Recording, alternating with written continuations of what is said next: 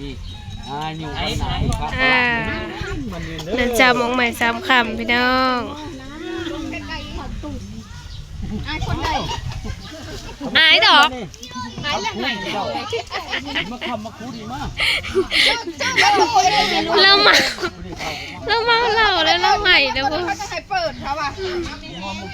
จะมาขายอยู่ใน10,000เขาซื้อขายอะไรอยู่มันแล้วเออเฮ้ยวันนี้มีบ่มี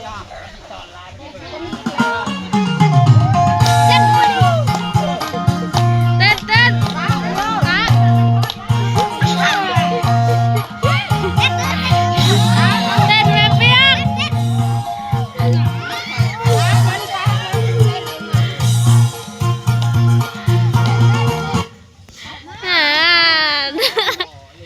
ผมมีสัญญาณมันไม่ต้องมันไปอยู่คนเดียวโอ้จิตทางกี่เลนมาเด้อพี่น้องมาเด้อพี่น้องอาหารยอแขกกะนี่แต่มันเนี่ยมันเต้นแต่มันค่ะ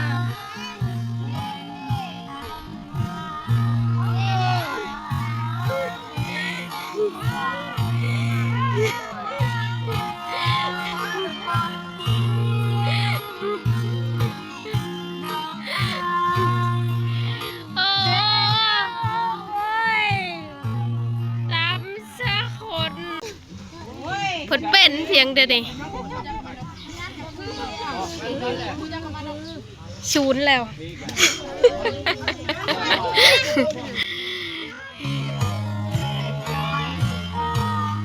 ยันติดลิขสิทธิ์เขาพี่น้องกะขอโทษขออภัย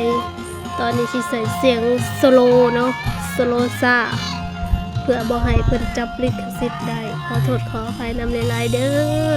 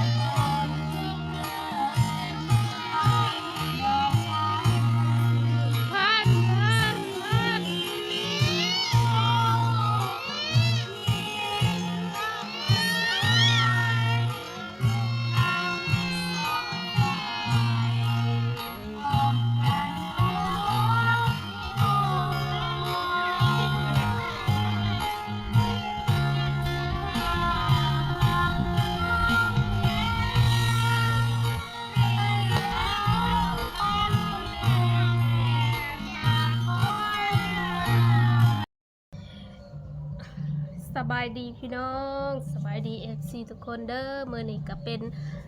เดือน3พี่น้องเดือน3ออกใหม่3ค่ำอากาศก็สิเย็นๆน้อยๆหนึ่งเนาะหนาวประมาณ3มื้อ4มื้อนี่แหละกี้นี่ก็คือสุเพิ่นมะเร็งเหล้าพี่น้องก็ตามหิดตามคลองเนาะก็เห็นบ่สังเกตเห็นบ่ผู้ชายเพิ่นสิให้พี่น้องบัดเขาว่าเราก็บ่ได้กินเหล้าบ่ได้กินหยังบ่ได้เมาดอกพี่น้องเพิ่นน่ะก็เป็นคนมักม่วนเนาะมาแต่บิดก็เห็นก่อนแล้วเพิ่นก็ว่าเอื้อยเพราะว่าเราน่ะก็เป็นพี่น้องกันกับเฮานี่แหละตามฮิตตามอันนั้นแหละเฮาน่ะเป็นเอื้อยของเราแต่เราน่ะอายุหลายก่อนเฮาเนาะเพิ่นก็ให้สิอีกสะอ้อยอยู่กับป้าก็บ่ฮู้ว่ามียังดลบันดาลใจเราบ่หรือแนวใดเนาะแล้วจึงได้ให้อันนี้ก็เป็นความเชื่อส่วนบุคคลเนาะเพราะว่าอยู่ในผู้ที่มานำกันเราว่าบ่ได้เมาปกติเราเห็นข่อยตะบิดเราก็ยังห้องเอื้อยปกติอยู่ได้แบบว่าปกติอยู่ได้เพราะว่าอันที่จริงแล้วก็เขานับถือเฮากับเฮาเป็นเอื้อยเนาะเพราะว่าอีพ่อเป็นลุงแล้วนะกะเพิ่นก็ได้สิอีกอื่นอยู่เนาะพี่น้องฮิต12ของ14บ่ก็มื้อนี้เป็นมื้อเปิดประตูเหล้าข่อยก็บ่ได้ไปเล่งเหล้านำเขาดอกทมิดว่าเพิ่นแห่มาย่อพระข้าวพระน้ำแล้วก็สิไปปีนมะขามได้เด้อนี่สิไปขึ้นมะขามสิให้ป้าเป็นคนเก็บเลยเขาเองสิเป็นผู้ขึ้นป้าละพัดเห็นเราหันแล้วพัดไปน้ำเขาหยั่วเอาแหละเพราะว่ามันอาจจะมียังจูงใจหรือรู้สึกค่อยๆในจิตในใจบ่จึงให้ขนาดนั้นแล้วก็ไปเล้งน้ำเขาเลยป้าบ่มีผู้เก็บได้บัดนี้เพราะว่าขันบ่มีผู้อยู่ลุ่มก็แบ่งูว่าบ่ทันแบ่บ่ทันงูว่าก็เลยมื้ออื่นพุ่นแหละจังสิไปปีนพี่น้องเอ้ยมื้ออื่นจังสิไปปีนมะขามมื้อนี้ก็เดือน3ออกใหม่3ค่ำอาหารที่ได้ย่อสุเพิ่นก็ปิ้งปลาต้มปลานิลแล้วก็ทอดไข่ปลานิลก็คือเอื้อยเนาะเงินเดือนเพิ่นออกเมื่อวานนี้เพิ่นก็ซื้อแล้วก็ฝากมานำมาซ่าซื้อปลานิลเงินเดือนออกตอนนี้ท้องเพิ่นก็โตแล้วท้องเพิ่นก็ใหญ่แล้วพี่น้องใหญ่เลยประมาณเดือน6เพิ่นคลอดเนาะพอถามแล้วว่าคลอดเดือนใดคลอดเดือน6ว่ะ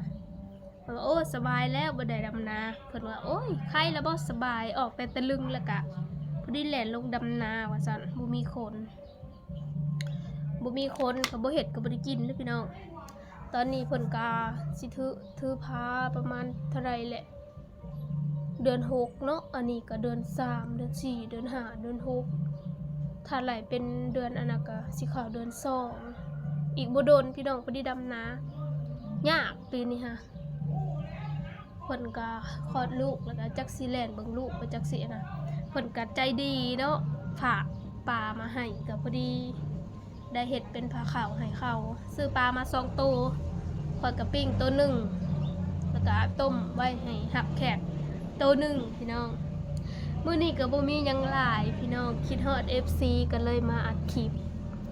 ก็บ่ฮู้ว่าตัวเลงเหล่าไปนี่สิผิดกฎหรือบ่เพราะว่ามีเสียงเพลงและน่าจะข่อยสิตัดอันเสียงเพลงออกสำหรับคลิปนี้ก็บ่มีหยังหลายเด้อพี่น้องคิดฮอด FC หมดทุกคนเด้อฝากกดไลค์กดแชร์ฝากเป็นกำลังใจให้สาวลงบ้านนาหน่อยเด้อพี่น้องบ่ได้ไปทางใดอยู่เฮือนอยู่ซานสิขึ้นมาขามเพราะว่าช่วงนี้ก็เขาซื้อโลเท่าไหร่โล 10,000 บ่หรือ10กว่าก็สิขึ้นเพราะว่ามันสุกแล้ว มันสุกเลยแล้วก็บางเทื่อก็คันเพิ่นไปตัดอ้อยก็สิไปตัดอ้อย หาเงินพี่น้องพอได้เติมบาทอยู่ซื่อๆมันบ่มีเงินเพราะว่าถ้าไปเวียกก็จักมือได้ค่ะสิโทรรออยู่หั่นแหละพี่น้องสำหรับคลิปนี้ก็ฝากกดไลค์กดแชร์เป็นกำลังใจให้สาวลงบ้านนาแหน่เด้อ